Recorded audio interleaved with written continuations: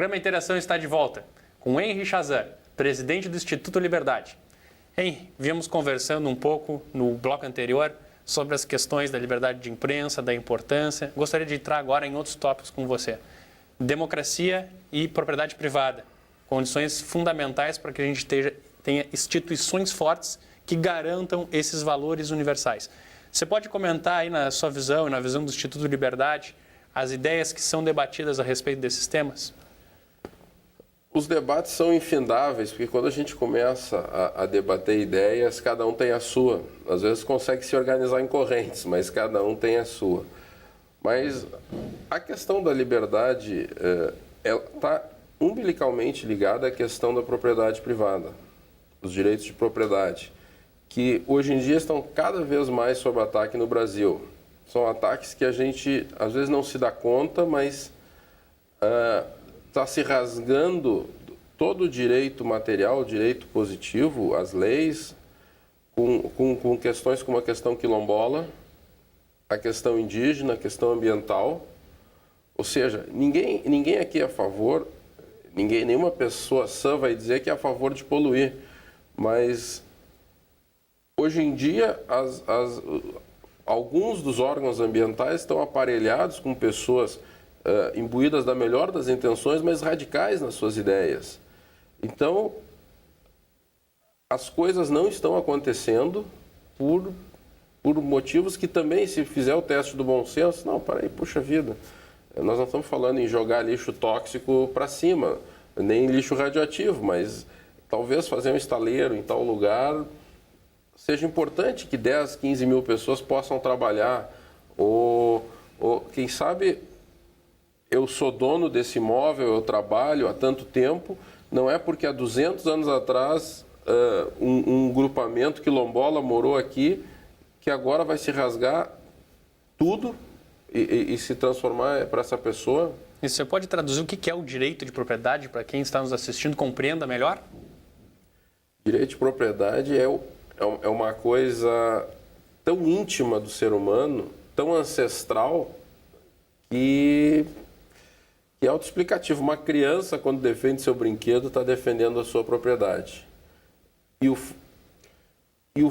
nosso corpo, nós temos direito de propriedade sobre o nosso corpo. Ninguém pode chegar e dizer, olha, o senhor tem 2 rins, eu vou precisar de um dos seus rins e o senhor dá licença que eu vou lhe tirar um.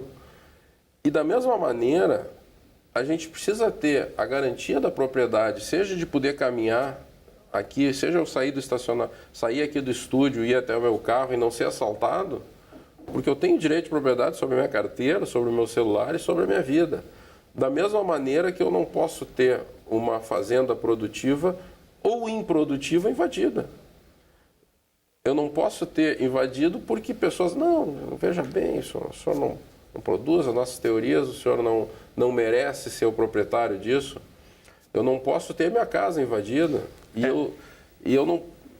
Desculpe. Eu não acompanhei, porque tudo que você está traduzindo eu acompanhei numa leitura de John Locke, que é um autor clássico do século XVI, XVII, que ele traduzia bem nessas suas palavras, eu acho, dizendo que a propriedade nada mais é que o resultado do seu trabalho.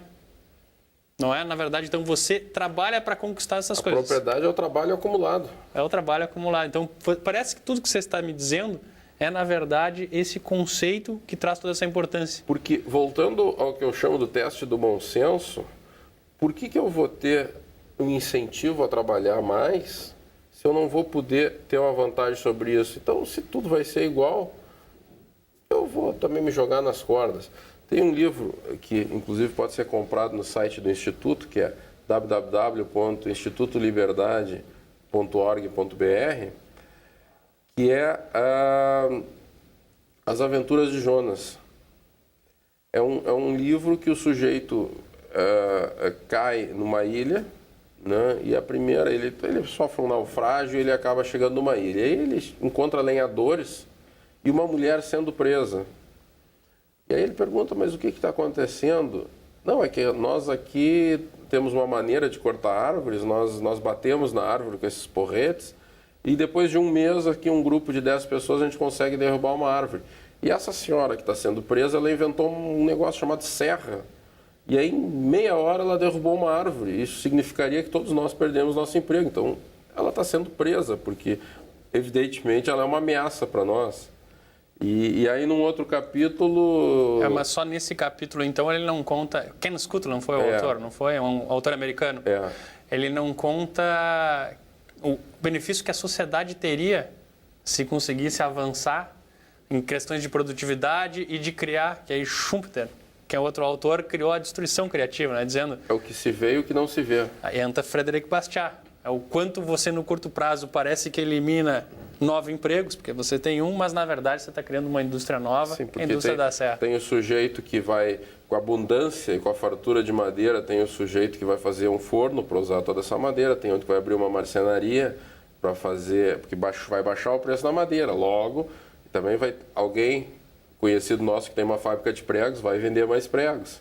Então, todo um conceito, a gente não pode tentar segurar o processo criativo humano e a gente não pode tentar segurar o processo econômico, porque não adianta, não funciona, não tem como. Agora me permita entrar na questão da democracia, sempre muito delicada. Como é que você vê o amadurecimento da democracia aqui no Brasil? Você acha que já está num ponto... Ela é muito recente, né? No Brasil, a gente fala nos últimos 20 anos de democracia, mas você acha que ela está no ponto maduro ou ela ainda tem muito a evoluir? Tem muito a evoluir. Eu acho que a democracia, como conceito, já se diz jocosamente que é o pior do sistema, salvo os outros que são piores ainda. Eu acho que no mundo todo ela tem que evoluir. Debates assim como o voto obrigatório é uma angústia que eu tenho. Países muito avançados têm voto obrigatório e outros também tão avançados, como o próprio Estados Unidos, não tem o voto obrigatório. Eu tinha uma curiosidade para saber o que aconteceria com o Brasil sem o voto obrigatório. Vendo a revista Veja da última semana, com o efeito Tiririca também me deixou muito triste, muito preocupado, porque, por um lado, começaram a atacar o Tiririca, que é um candidato em São Paulo, que está buscando voto protesto. E aí a Veja faz uma matéria explicando que o Tiririca, na realidade, não é assim. Ele, o fulano de tal, tentou buscar através... tem ideias políticas. Não, ele foi contratado por um partido para ser um puxador de votos, para personificar o voto protesto, mas fazer aí, assim como o Enéas, que não era o caso, o Enéas foi uma pessoa que surgiu e pelos seus meios conseguiu aqueles votos. Mas que tinha muito preparo, né? Era uma pessoa... Era um cardiologista, pós-doutorado. Acho que quem acaba perdendo isso no processo é o próprio brasileiro, não é? Porque a gente acaba botando pessoas que não estão preparadas para enfrentar o ambiente político. Acho que aquele número dos 300 picaretas deveria ser atualizado. Talvez ele tenha que ser um pouco... Agora não sei o resultado das eleições atuais, mas talvez ele precise de um ajuste para cima. Então eu sou um pouco pessimista. Acho que não tem que mudar, porque a gente não tem como fugir da ditadura, né? Não tem como fugir da democracia. Tem a velha piada que diz que ditadura é muito bom para quem está de martelo e muito ruim para quem está de prego. O problema é escolher o lado. Então, esse é um mal que eu espero que o Brasil esteja vacinado. Completamente vacinado. Então, não tem como fugir da democracia, mas a gente precisa de informação, de liberdade de imprensa. E essa revolução que a gente está vendo desses últimos 10 anos da democracia via internet, das pessoas mais humildes terem acesso, porque hoje em dia as pessoas mais humildes já têm seu computador e já têm acesso à informação. Então, eu espero que aquela frase clássica do Pelé de que o brasileiro não sabe votar esteja também se desatualizando, melhorando para que a gente consiga. Eu acho que o clássico vender o voto já está perdendo espaço. Acho que as pessoas não estão mais se vendendo por uma camiseta e... Tomara que o cidadão brasileiro se torne mais responsável na hora de fazer o seu voto. E que pense, né? Que pense, esse eu acho que é o principal. Não tem almoço grátis e não tem que aplicar o teste do bom senso.